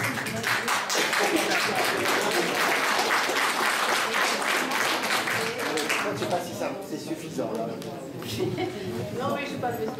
Bon, ben, je vais parler un peu fort. Ouais. Il faut que je me présente, c'est ça? Non, on s'en fout. Non, on se fout de rien du tout. Ça serait bien de savoir qui est qui. Voilà. Je suis membre bénévole de Migrants en Isère et de la PARDAP, l'association de parrainage républicain des demandeurs d'asile. Je suis Monique Veilla. Non, j'ai réagi un peu quand vous avez parlé de Dublin. Parce que, et puis, d'une façon générale, quand même, je trouve qu'il faut avoir à l'esprit, quand on travaille sur ces questions, le fait que le droit, il est le reflet de choix politiques. Et oui, mais c'est très important de le rappeler, parce que sinon, on va tomber dans une approche très technicienne, assez gestionnaire, etc. Alors, j'illustre mon propos. Dublin. Ce qui m'a étonnée, c'est que, alors je comprends complètement le raisonnement, si on s'en tient au droit, voilà, je me suis, mais quand même, on a affaire là, attends, on n'a pas affaire à du droit, on a affaire à des gens qui partent de leur pays pour des raisons X et Y, la guerre, mais aussi la misère, etc. Et qui partent et qui font des voyages absolument ahurissants. Je ne sais pas si au départ ils savent qu'ils vont aller en Grèce, etc. Et donc, ils ont aussi des envies, des désirs. Donc, sur la question de la gestion des flux, comme vous dites, là, dans le cadre de l'Union européenne, on ne peut pas se limiter à approcher la question sous l'angle de si on crée une agence, ça va aller mieux. La question principale pour moi, c'est comment on entend les raisons pour lesquelles les gens partent, quels sont leurs désirs. Parce qu'on peut vous donner des exemples très concrets, hein. Les Dublinés, là, qui sont à Grenoble, qui sont arrivés parce que c'est assez proche de l'Italie, etc., qui sont rentrés par l'Italie. Eux, souvent, ils parlent français. parlent français. Ils n'ont qu'une envie, c'est de rester en France. Eh bien, on leur dit, ben non, mon gars, si tu ne vas pas en centre de rétention, tu as déjà de la chance. Maintenant, ça va être moins... ils vont être moins chanceux avec la nouvelle loi si elle passe, puisqu'on va tous les mettre en centre de rétention. Mais ils sont assignés à résidence, ils vont aller pointer à la police, et puis on les rembarque en Italie, en avion, et 4 jours après, ou 3 jours après, ils sont revenus. Ils sont revenus, et même la préfecture vous dit, ils reviennent tous, tout simplement parce qu'il y a un désir humain qui n'est pas pris en compte. Donc, au plan européen, on ne peut pas non plus raisonner seulement en termes de gestion des flux, quoi. Gestion administrative des flux. Oui, François Janton, là, je suis membre de l'UPEI. Je vais revenir sur des petites choses, puis sortir un peu du politiquement correct, hein, vous me le pardonnerez. Mais j'ai beaucoup aimé la façon dont vous avez décrit l'histoire de la Pologne, de manière très, très lucide et critique, et venant de la polonaise, c'est vraiment très appréciable. Enfin, non, voilà, je ne sais pas. Voilà. Mais vous avez oublié quand même un détail important, qui est l'expulsion de 7 millions d'Allemands en 1945, dans des conditions qui étaient assez cruelles, et le rapatriement de presque 2 millions de Polonais dans les territoires annexés par l'Union soviétique. Et donc ce sont des plaies béantes dans les territoires et dans l'histoire qu'on peut voir encore aujourd'hui. On a des villes qui se construisent sur des réputations qu'elles ne peuvent plus avoir, etc. Voilà, je pense à Wrocław, etc. Alors la question que je posais là où je vais sortir un peu du politiquement correct, c'est me mettre un peu à la place des Polonais, des Bulgares et des autres. Ce sont des pays qui étaient pauvres, la Pologne ne l'est plus vraiment, la Bulgarie l'est encore un peu, qui ont une natalité très faible, dont la jeunesse, dès qu'elle est formée, et elle est plutôt mieux formée qu'en France, en moyenne, quitte le pays pour aller gagner de l'argent ailleurs, parce que si elle continue de travailler dans le pays, il y a d'ailleurs un taux de chômage assez bas, hein, en Bulgarie ou en Pologne. Bulgarie est comme en Allemagne, je crois, de 5 ou 6%, mais les salaires sont de 300 €, et le coût de la vie est la moitié du coût de la vie en France, donc c'est comme si on gagnait 600 € en France. Ces gens-là accueillir des gens qui viennent d'ailleurs, avec des cultures complètement différentes, et qui vont, d'une façon ou d'une autre, quand même être soutenus matériellement par leur pays, ce qu'il ne fait pas, hein, c'est tout le sujet aujourd'hui, mais ce qu'il devrait faire si les règlements étaient appliqués, etc. Ça, les gens ne comprennent pas. D'autant plus que ce sont des pays qui vivent, alors si on prend le cas des pays baltes, par exemple, eux, ils ont accueilli personne. Ce sont des pays qui vivent, ils ont accueilli 50 personnes, et puis ils ont étudié le succès de l'intégration, ça n'a pas marché, donc on accueille. Ce sont des pays qui vivent, eux, avec de très fortes minorités. D'ailleurs, on pourrait le dire pour la Bulgarie aussi. Et dans les pays baltes, assez clair, dans certains pays baltes, la moitié de la population n'est pas balte. La langue va disparaître, la littérature va disparaître, le cinéma va disparaître, etc. Ce sont des pays qui vivent avec ces angoisses-là. Et donc, je crois qu'il faut aussi se...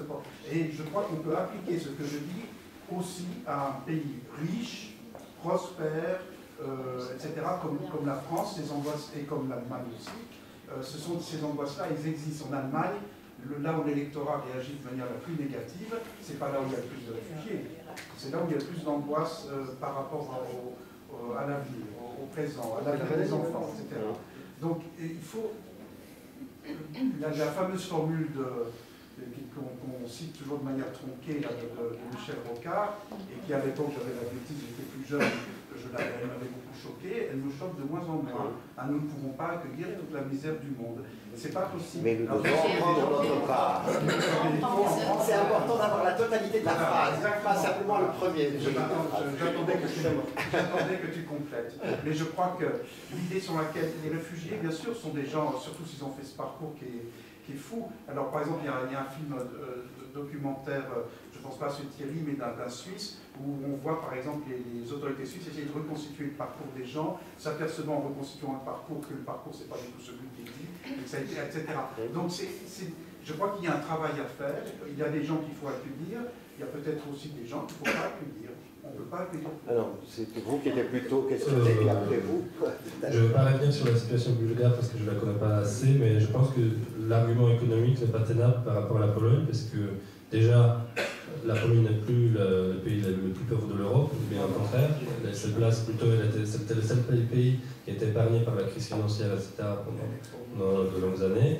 Et puis, il faut rappeler un autre truc, que si la situation de la Pologne est aussi bonne aujourd'hui, c'est grâce à la solidarité européenne, au Fonds européen que la Pologne a consommé d'une certaine manière. Je ne sais pas combien de millions ou de milliards d'euros. 66 milliards d'euros, voilà. Et on ne parle pas de toute la misère du monde, on parle surtout de 7 000 personnes qui ont été proposées, qui ont été refusées, etc. Je pense qu'il y a à la fois, je ne sais pas si on peut accueillir tout le monde, mais je pense qu'il y a des manières de faire. Et la manière de faire aussi, parce que parmi les arguments du refus, etc., on confrontait des populations et des religions, etc. L'un des arguments du gouvernement polonais, c'était que bon, on ne va pas accueillir les musulmans, mais on peut accueillir les chrétiens qui viennent de Syrie, par exemple. Et un autre argument, c'était on ne peut pas accueillir les Syriens parce qu'on a déjà 1 500 000 des Ukrainiens. Donc je pense que oui, c'est compliqué, c'est complexe, mais il y a des manières de faire. Et la deuxième chose, c'est la question de la jeunesse, des qualifications, etc. C'est vrai que la Pologne a perdu d'une certaine manière, grâce à l'ouverture des frontières de l'Union européenne, 2 millions de personnes qui sont aujourd'hui dispersées dans toute l'Europe, et qui a besoin justement de main-d'œuvre, si on peut dire ça comme ça, du capital humain, si je passe cette expression, pour se développer. Et puis, voilà, donc pour moi, l'argument économique n'est pas tenable, et voilà.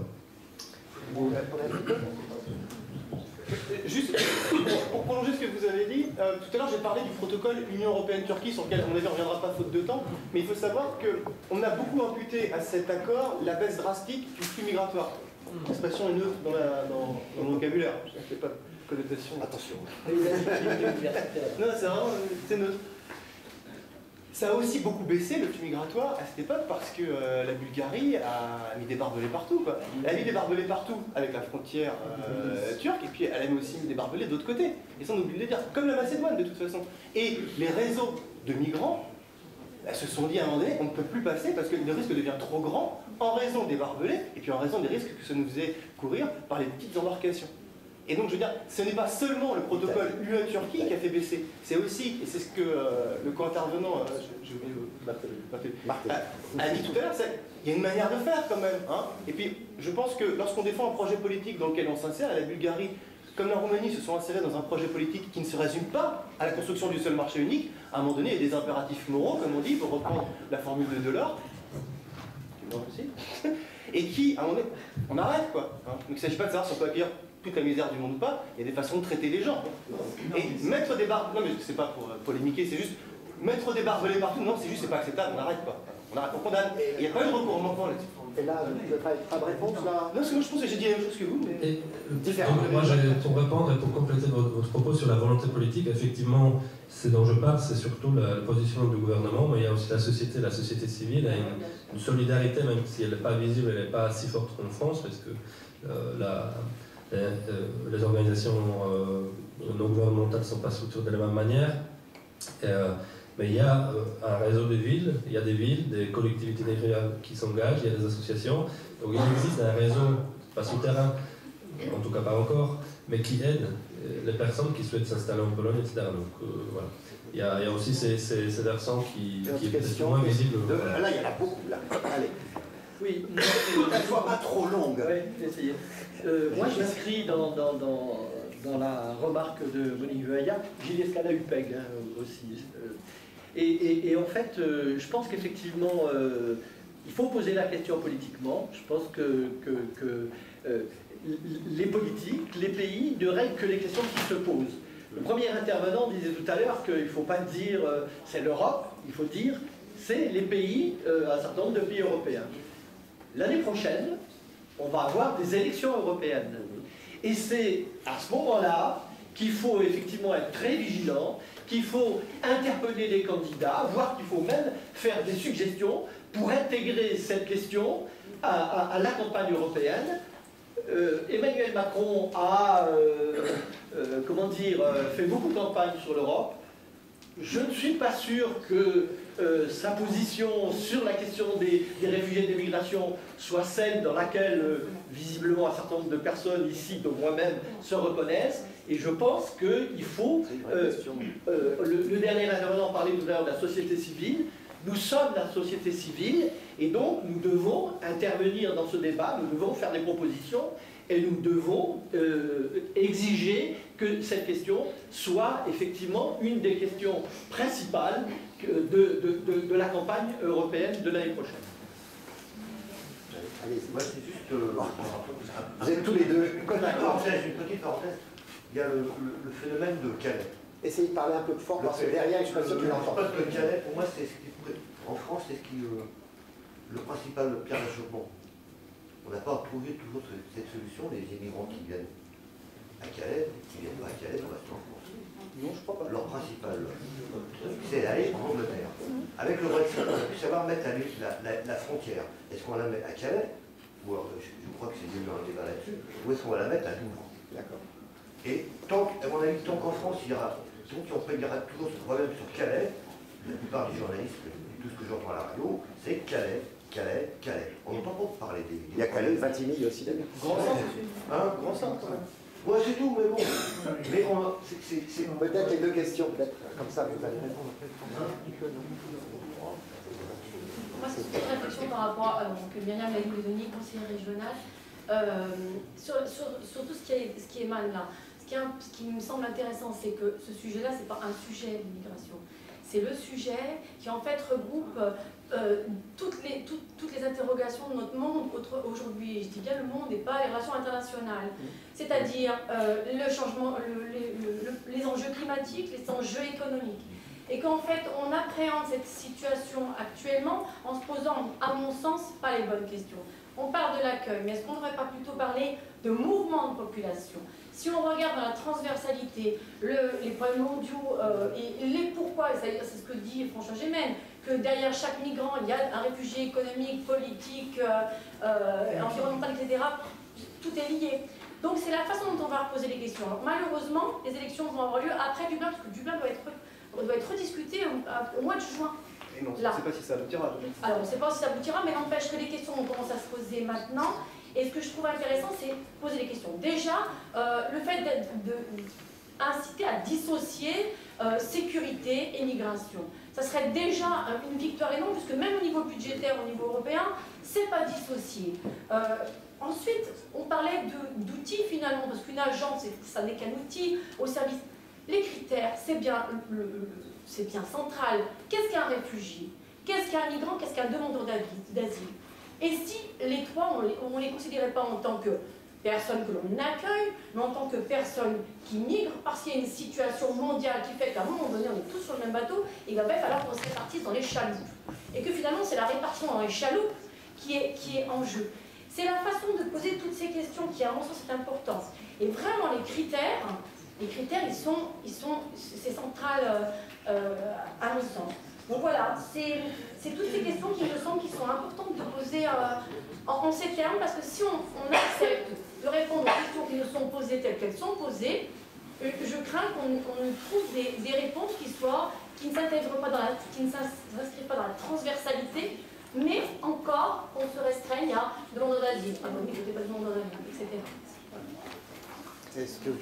D'autres questions peut-être que vous voulez avoir continué? Là-bas, il y en a aussi, oui. Mais juste devant, il y en avait avant. Avant. Non, je voulais simplement revenir sur Dublin 3 et savoir ce qui est dans les cartons ou dans les tiroirs pour Dublin 4. est-ce que par rapport au fait de cette question de la primo-arrivée dans est-ce que ça, il y a des choses qui sont mises en place? Et deuxièmement, alors, une question subsidiaire, c'était pourquoi l'Albanie pour la France? Ah, ça voulait que je donne une réponse facile? Oui, là c'est plus facile. Oui, bien sûr, mais l'autre le plus important. La première réponse, je ne sais pas. La réponse A. Qu'y a-t-il dans les cartons pour la réforme de Dublin qui deviendra Dublin 4? Je ne sais pas. Il y a eu un communiqué de presse qui n'est pas très intéressant, enfin qui est lapidaire. Oui, mais qui dit qu'il va plus, c'est plutôt dans la direction où on est en train d'aller, c'est-à-dire l'externalisation. Oui, mais bon, ça, en fait, ça reprend le droit positif sur des éléments extrêmement, on va dire, peu substantiels. Donc je ne sais pas du tout comment Dublin 4 va être reformé. Par contre, la Commission n'a pas déjà... Mais ça dépend des États membres là-dessus. Donc la Commission européenne, elle peut dire c'est bien.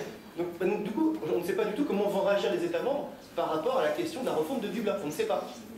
Encore une fois, ça s'est cristallisé notamment à l'Est. Et il y a quand même quelques indications, pas sur Dublin, mais sur ce qu'on va faire des gens qui devraient repartir ailleurs selon les choix gouvernementaux. Dans la loi qui est en cours de discussion, enfin qui va rentrer en discussion, notamment le fait qu'on est tout en centre de rétention systématiquement et qu'on allonge la durée du centre de... Non, mais ça donne quand même déjà une indication sur la façon dont... Mais ça, c'est l'État français. Ça, c'est l'État français. Alors, oui, je parle de ça. Oui, ça n'est que l'État français. C'est pas la refonte du règlement. On peut parler du projet de réforme de l'État français. L'État français le fait parce que c'est l'État français. Alors après, la question deviendra, est-ce que la législation française est en accord avec Dublin 3, voire Dublin 4? Et en l'état actuel des choses, la Cour de justice en mars 2017, le Conseil d'État en juillet 2017, la Cour de cassation le 21 septembre 2017 a déclaré illégal le placement en CRA des gens qui présentaient un risque manifeste de fuite, parce que la notion de risque manifeste de fuite n'était pas une notion définie. La question devient, mais qu'est-ce qu'une notion définie de risque manifeste de fuite? Et les juges censurent l'État français. Donc, ça n'est que l'État français, ça. C'est pas la refonte de Dublin. Je ne me prononce pas sur l'avenir, en gros. Pour l'Albanie, c'est très facile. L'Albanie, c'est 7000 demandes avec un taux de protection effectif de 6,5%. Donc, aujourd'hui, la majorité des cas présentés à l'OFPRA puis à la CNDA, des cas albanais, sont des cas de canoun, donc c'est des vengeances interclans, et souvent liés à des problématiques de protection subsidiaire, c'est-à-dire un défaut de protection suffisante des États. Une partie des clans, une partie de la mafia. De là à présenter le taux de 6,5% de protection effective de l'État français comme étant 94%, 93,5% sont des migrants économiques, c'est une qualification politique que je ne ferai pas. Je ne la ferai pas parce que, en tant que juge, j'ai vu beaucoup de cas albanais qui n'ont pas eu de protection par la France, qui ne relevaient pas d'une migration économique. Et pour autant, ils n'ont pas eu de protection, pour X ou Y raison que je ne peux pas développer. Mais partir du principe que 93,5% des demandes albanaises sont ineffectives, et dire ce sont donc des migrants économiques, c'est une qualification politique, je ne la fais pas.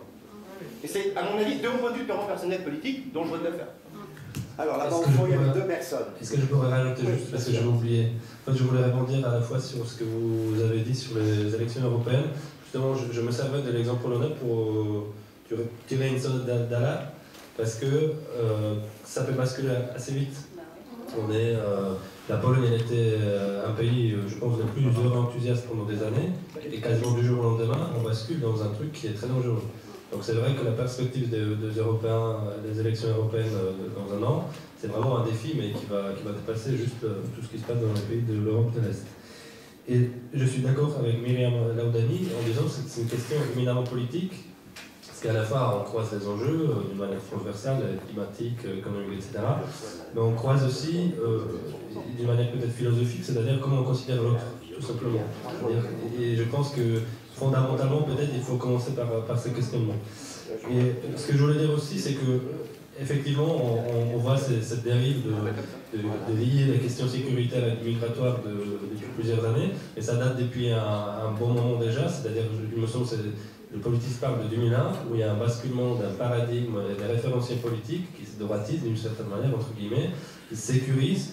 C'est ça qui a permis aussi, entre autres, à Nicolas Sarkozy d'arriver au pouvoir, c'est ça qui a permis à des frères Kaczynski à l'époque d'arriver au pouvoir, etc., en se basant justement sur les différentes peurs, etc. Donc voilà. Mais sur l'aspect purement politique, je pense que l'Allemagne a fait un choix politique. Madame Merkel a fait un choix éminemment politique en accueillant un très grand nombre de personnes et en violant elle-même Dublin III, puisqu'elle n'a absolument pas respecté Dublin III. Donc, mais elle a fait un choix politique majeur qui a des conséquences, politiques aussi en ce moment sur son propre destin. Et juste pour rebondir sur la question politique et ce qui a été dit par le monsieur tout à l'heure, pourquoi finalement en Pologne c'est assez difficile? Parce que je pense qu'on assiste aussi, en Pologne on le voit très très bien, à une individualisation de la société qui s'enrichit, qui se renferme sur soi-même. On parle plutôt de catégories en termes individuels, pas beaucoup des enjeux collectifs. Donc voilà, je pense que c'est ça aussi une des raisons pourquoi on... Allez, au fond de la salle, il y a 2 questions, je crois, hein. 2 personnes. Alors, moi, je voudrais revenir sur le rôle de l'Italie en tant qu'Italienne. Surtout que j'ai travaillé sur le sujet, parce que moi, je suis étudiante en droit langue, et l'année dernière, dans le cadre du projet Erasmus en Autriche, j'ai travaillé sur la situation des réfugiés, sur les frontières italo-autrichiennes et allemandes et autrichiennes, donc ces 2 fronts. Donc sur le cas de l'Italie, vous avez dit un peu comme si on était des passeurs, qu'on ferait aller vers des autres pays, ou plutôt qu'on ferait les 2 mots comme il faut. Alors moi, ce que j'ai vu, c'est qu'en Italie, on a une bureaucratie très longue, d'ailleurs comme en France, donc ça fait que les demandes d'asile politique, ça prend beaucoup de temps. Et surtout qu'on a des renvois vers nous, parce qu'il y a Dublin en fait. Donc quand un pays comme l'Autriche nous renvoie des réfugiés, on doit voir s'ils sont... pas des réfugiés. Bon voilà, des demandeurs d'asile. Ils ne sont pas réfugiés, ils n'ont pas de statut. Des demandeurs d'asile qui sont envoyés, donc on doit vérifier qu'ils sont effectivement des demandeurs d'asile qui sont de compétences italiennes. Lorsque le plus grand nombre des fois, ce n'est pas le cas, mais quand en Italie, ça passe au combien dans tous les autres pays d'Europe, ça dépasse 30 jours, ces demandeurs d'asile, ils deviennent automatiquement de l'Italie. Donc nous, on a cela. Mais c'est pas le contraire, non? Oui, non, mais parce que vous avez dit, bon voilà, vous passez, on ne traite pas de la mine de la bonne façon et tout, donc... J'ai pas fait non plus, je suis pas un théoricien de la politique française. Je suis pas là pour décerner des brevets de bien de mal. L'Italie et la Grèce sont mal traitées. Oui, on est un peu submergé en fait. Mais... Oui, c'est vrai, c'est surtout ça, c'est submergé. Et l'autre cas, c'est en fait, je voudrais vous demander, comme voilà, vous, expérience du droit, c'est quoi en fait votre position par rapport à la suspension de Schengen qu'on est en train de subir aussi en tant que citoyen européen. Donc moi, franchement, quand je me fais contrôler aux frontières européennes, notamment italo-françaises quand je rentre chez moi, c'est pas vraiment très sympa aussi en étant citoyenne européenne. Interrogatoire. Moi, j'ai reçu des interrogatoires de la police aux frontières. Non, mais moi, je suis pas des bagages. Et on est des citoyens européens. Donc c'est pas que le cas des demandeurs d'asile. Non, c'est vrai, mais c'est... Qu'est-ce que vous voulez que je vous dise? C'est triste. La suspension de Schengen est quelque chose de triste. C'est-à-dire qu'elle a quand même été faite pour la Coupe du Monde, on a d'autres précédents quand même. Oui, bien sûr, il y a des précédents, mais là, vraiment, ça prend 2 années. Et la suspension de Schengen est quelque chose de triste, et oui, mais ce n'est pas le seul phénomène triste en ce moment. Et je suis d'accord avec vous. Je n'ai pas fait le procès de l'Italie, je peux faire le procès de la France, si vous voulez. Non, c'est pas la peine. Monsieur. Je m'appelle Jean-François Kozak, en polonais Franz Kowiak. Jean et Benek. Et je suis très ému de vous avoir entendu. J'ai bien aimé, avec un certain nombre d'éléments quand même sur lesquels il faudrait, de mon point de vue, insister. Le rôle de la religion. Vous avez évoqué tout à l'heure, 98% se disent catholiques. Et qu'est-ce que signifie le catholicisme en Pologne? Ça, c'est quand même un élément. Et quel est le pouvoir de la religion en Pologne et quel a été le déroulement du pouvoir? Ça, c'est un élément qu'il faut prendre en compte. Et aussi la référence à tous ces mouvements de population. Entrant, sortant, annexés, revenant, repartant, qui créent quand même là des éléments qui font qu'après il y a un resserrement tribal quand les gens se retrouvent avec une certaine forme de crainte. Donc ça, c'est un élément. Et le deuxième élément, c'est ma crainte aujourd'hui en France par rapport au problème migratoire et la montée du Front National, dans les cités ouvrières, où on voit là les colonies polonaises où il reste encore même des églises polonaises avec un curé polonais, y compris les Chirotes, qui n'est pas forcément une cité ouvrière, à Hénin Beaumont et dans tout le secteur minier, la montée du Front National et avec comme électorat des immigrés, des enfants d'immigrés, ça interroge quand même sur la capacité d'accueillir quand on a été soi-même accueilli. Alors ça m'intéresse, non pas pour faire le parallèle, mais pour tenter d'expliquer quelles sont les raisons qui font que les gens réagissent de cette façon-là. Il y a des éléments sociologiques, mais il y a aussi beaucoup d'éléments psychologiques ou psychosociaux, psychosocio-économico, politico-médicaux, on est en train de discussion. Mais enfin, je suis content d'être venu. Bon, je ne sais pas si j'aurai le temps et les compétences de développer les questions sur le vote du Front National. Il y a pas mal de spécialistes qui ont travaillé là-dessus. Je reviendrai plutôt sur la question de la religion, le poids et la gravité de la religion dans l'histoire polonaise. C'est effectivement un élément qu'on pourrait développer dans une autre ou dans d'autres conférences. C'est un élément qu'il faudra beaucoup de temps pour expliquer, mais d'une manière assez synthétique. C'est vrai que la religion a permis, comme la langue, de survivre à la nation polonaise. Pas l'État, mais à la nation. D'ailleurs, à la nation, on écrit en polonais en majuscule, pas l'État. C'est totalement différent. Les Polonais ils ont eu une relation très ambiguë par rapport à l'État qu'ils n'aimaient pas trop. Voilà. Et donc, du coup, le poids de la religion, ça fait partie d'un mythe romantique, d'un mythe martyrologique. C'est pour ça, en travaillant sur les discriminations, je me suis aperçu, je n'arrivais pas à trouver les personnes qui se sentaient victimes de discrimination en Pologne, en tout cas exprimées comme ça, parce qu'ils rentraient en concurrence très symbolique avec une figure collective, une nation qui a été martyrisée, qui a subi des guerres, etc. Mais ça, on pourrait développer aussi. Et le poids de la religion, aussi avec l'élection de Jean-Paul II, qui était une sorte de révélation, d'ambassadeur, de libérateur de toute la Pologne, toute la polonité, si on peut dire ça. C'est pas anodin non plus. Et du coup, c'est vrai que l'Église polonaise avait toujours aussi institutionnellement un rôle très ambigu. Bon, la mea culpa, par exemple, par rapport à la question juive. Je rappelle que les Polonais se sont excusés par rapport à pogrom. C'était à Jedwabne, c'était un endroit symbolique où il y avait une centaine de juifs qui ont été amenés dans une grange, brûlés, etc. Où le président polonais a pris le courage, contre d'ailleurs beaucoup de gens de l'opinion publique. Il n'y avait aucun représentant de l'Église catholique, sauf un ami de Jean-Paul II qui était envoyé sur place. Donc du coup, l'Église catholique a eu un rôle très ambigu, et même jusqu'à aujourd'hui, où la grande fraction de l'Église polonaise, l'Église catholique, joue un rôle de soutien, etc., de soutien au gouvernement, etc. Et ce qui est très compliqué à expliquer aussi, souvent en français, c'est que même la gauche avait beaucoup de mal à s'opposer à l'Église catholique, par exemple les lois sur l'avortement et tout ça, parce que la gauche avait besoin toujours de l'Église catholique, par exemple, pour l'adhésion dans l'Union européenne. Donc les clivages politiques entre la France et la Pologne, il faudrait répondre beaucoup de choses, mais vous avez tout à fait raison que c'est un poids et une institution en soi, un grand pouvoir qui a un rôle... Oui, une autre question? Allez-y. Sur la question politique et pas la question du droit, est-ce qu'on pourrait imaginer, par exemple, je pense que l'État, la politique, elle vise quand même à mettre en place des valeurs qui sont, selon les choix politiques, différentes.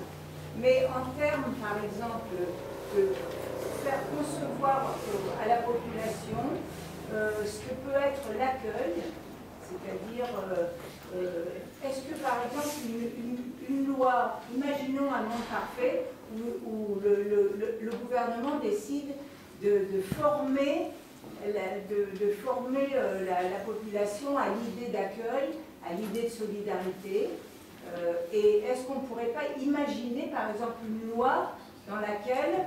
Moi, j'habite un village de 1000 habitants. On pourrait dire, pour un taux de 1000 habitants, il y a une loi qui dit, pour 1000 habitants, on accueille un réfugié ou une famille. Voilà. Je pense que mon village, il a la capacité d'accueillir une famille. Et puis après, peut-être que 100 000 habitants ou 400 000 habitants dans certaines villes, il faudrait que ce soit dégressif. Mais si on met en place, j'allais dire, cette idée-là, que les migrants, ce n'est pas des gens qui viennent nous envahir, mais c'est des gens qu'on intègre dès le départ, qu'on accueille, qu'on met dans un contexte, j'allais dire, d'accueil, eh bien, je pense que ça changerait la mentalité totalement des gens, et puis ça donnerait une sorte de poumon, d'ouverture, je ne sais pas quel mot employer, mais... Humanité, je crois. D'humanité, voilà. C'est-à-dire... Voilà.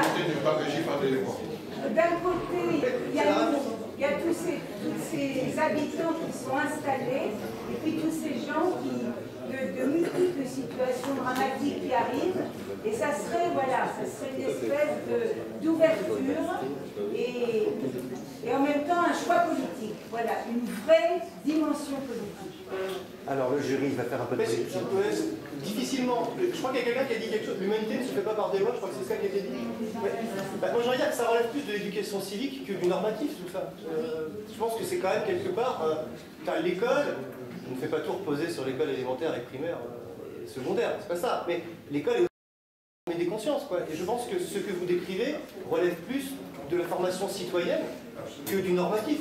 Si on commence à normer ce genre de comportement, l'État est extrêmement, on va dire... c'est quasiment... extrêmement intrusif dans les comportements, c'est-à-dire en plus en l'état actuel du droit, ça heurterait sans doute à l'article 72 de la Constitution, donc vous auriez une censure du Conseil constitutionnel si ça porte atteinte aux clauses de compétence des collectivités territoriales. Mais ça c'est du droit positif, on peut changer la politique. La politique change le droit, ça je suis d'accord avec vous sur votre intervention au départ. Le droit est le reflet de valeurs politiques, ça pas de souci. Et en ce moment, on ne vit pas dans un monde parfait au sens où vous l'avez défini. Il y a toujours la bascule entre les mentalités et la loi. À quel moment la loi fait avancer les mentalités, ou est-ce qu'il faut attendre que les mentalités changent pour voter la loi? Pour moi, c'est un grand débat d'éthique. Oui. Je voudrais revenir un peu sur les chiffres. En 2017, vous avez dit en France, il y a 100 000... 100 142 devant l'OFPRA, 55 136 devant la CNDA. Attendez, ça va tout.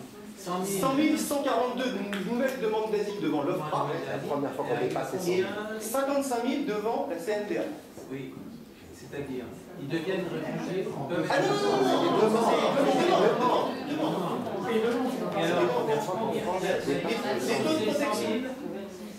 combien de protection réfugiés? 26% dans l'OFPRA et 16% dans la CNDA, ce qui vient d'un chiffre global de 30 000. Et en combien de temps on devient réfugié? On peut devenir réfugié.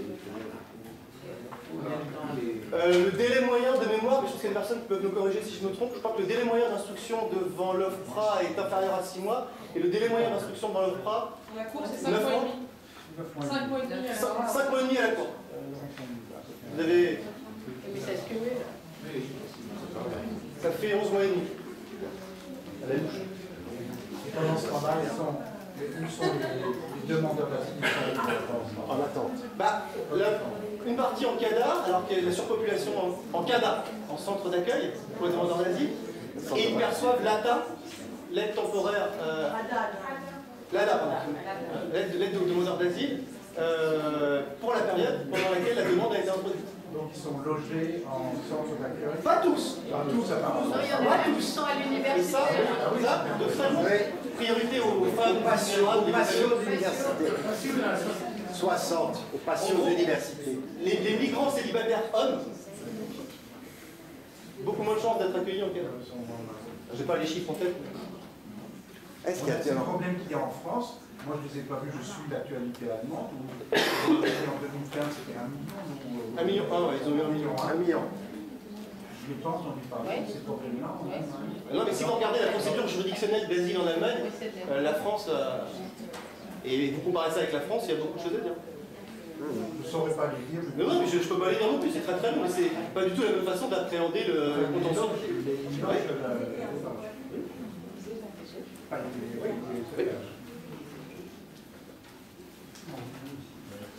Je voulais vous dire juste,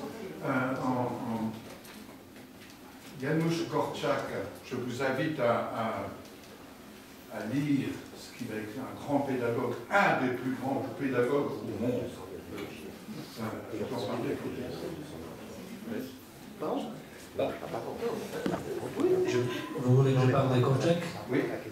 Janusz Korczak, c'est un personnage à la fois très connu dans le monde de la pédagogie, mais aussi un personnage tragique, parce que c'est lui qui a accompagné des orphelins dans le ghetto de Treblinka, si je ne me trompe pas, où il est d'ailleurs mort, et qui a écrit pas mal de choses sur la pédagogie, sur la pédagogie très innovatrice, sur la démocratie des enfants, même un livre sur les rois Mathias Grémier et d'autres bouquins qui sont aujourd'hui toujours servent de référence par rapport à la question pédagogique, qui sont souvent cités par Pierre Lamieux. Par rapport aux chiffres que vous avez tout à l'heure, pour savoir le nombre de réfugiés qu'il y a effectivement en France avec un statut de réfugié ou de bénéficiaire de la protection subsidiaire, c'est 230 000 personnes. En tout, hein. Aujourd'hui. Non, en 2017. Aujourd'hui, pas absolument. On reste réfugié combien de temps?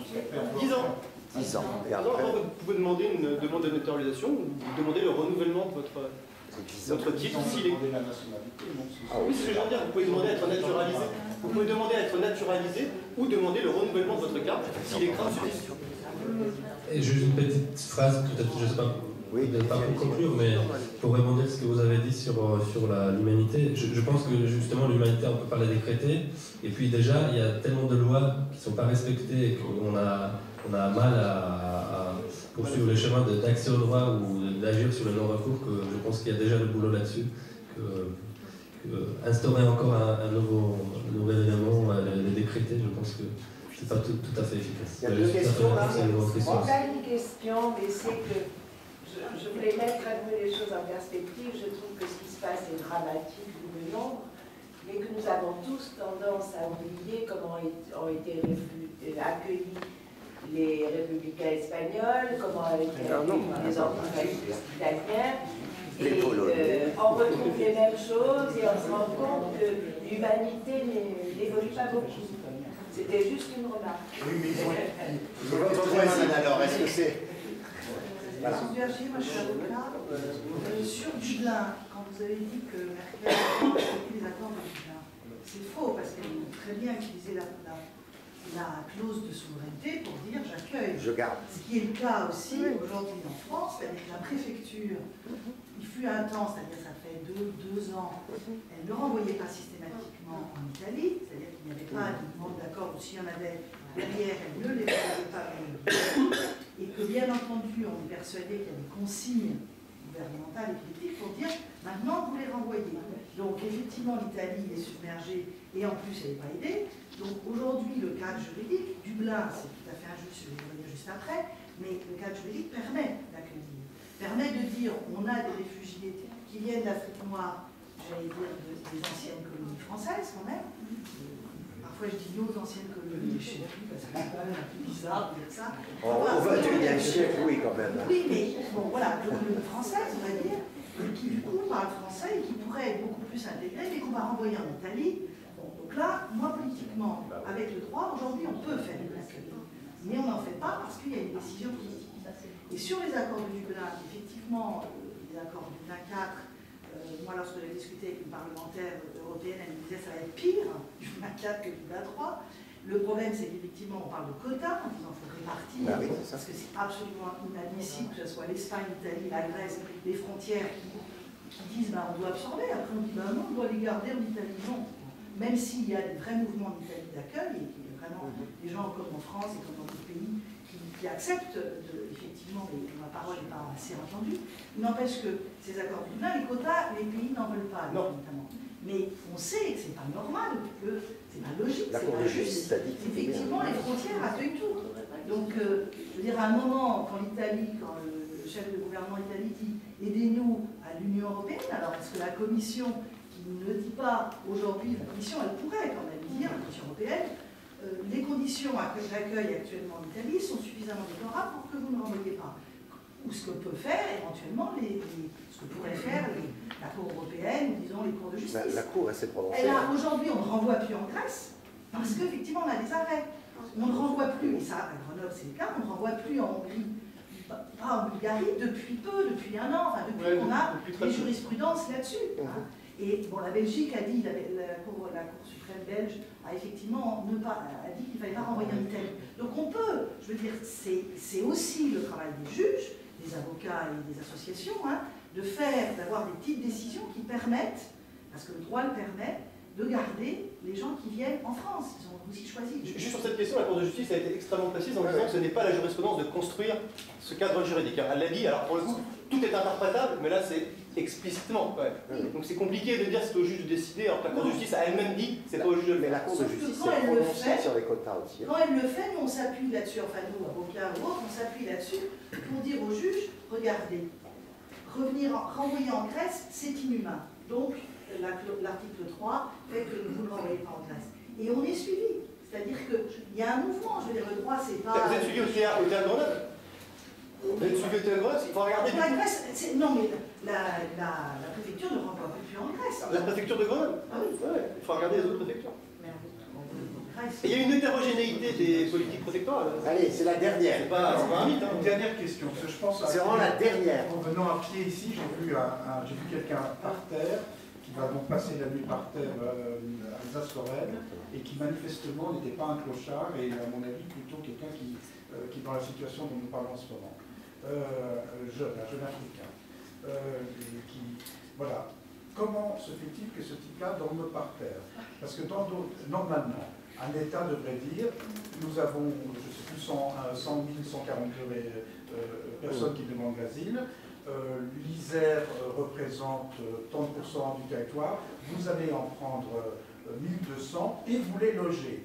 Et les impôts locaux servent à loger les réfugiés. Et l'État il y aura une petite hausse d'impôts locaux. Et l'État se dépose sur les collectivités nationales, encore une fois, ben non. Alors il y aura l'État augmente les impôts en répartissant des crédits dans les régions, etc. Il faut arrêter d'être hypocrite quand même, parce que ce sont des problèmes qui sont des problèmes qui peuvent être résolus par une volonté politique, et ça a un coût, et donc il faut présenter ce coût aussi à la population. Le coût ne doit pas être d'ailleurs gigantesque. Les collectivités alors, je suis évidemment dans la majorité de la collectivité régionale, hein, mais je pense que chaque collectivité doit faire sa juste part. À un moment donné, l'État ne peut pas demander aux chaloups que sont les collectivités locales de prendre en charge les choses, parce qu'elles n'en ont pas les moyens. Un exemple, par exemple, pour la région. Et là, par exemple, il y a des moyens qu'on peut solliciter par le biais des fonds européens. Il y a notamment deux fonds, le FEDER et le FEADER, par lesquels on peut utiliser l'argent pour l'accueil des réfugiés et l'intégration. Ça n'est pas fait, mais pourquoi ça n'est pas fait? Parce que la volonté politique de la région n'est pas d'utiliser ces fonds-là. Il n'y a même pas de demande. Il n'y a même pas de demande.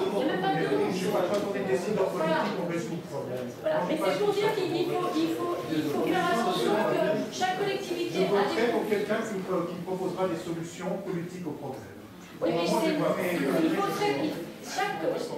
va faire sa juste part. On peut pas déléguer. Au moment où ça monte, ça chauffe un peu, qu'il faut stopper. Là,